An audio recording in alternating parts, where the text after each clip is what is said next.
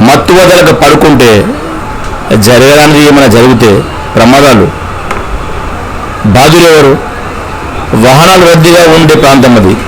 అకస్మాత్తుగా ఎవరైనా ఆమెకు వాహనం గుద్దినా కానీ, ఆమెకి ఏమైనా జరిగినా కానీ వాహనదారులు తప్పంటారు. మరి రోడ్డు మీద పడుకుంది కదా, ఆమెను తప్పని ఎవరు అనరు. ఆలోచించండి ప్రజలారా. ఇలా వదిలేస్తే ఎలా? ఇది కరెక్ట్ అనిపిస్తలేదు. దయచేసి ఆలోచించండి.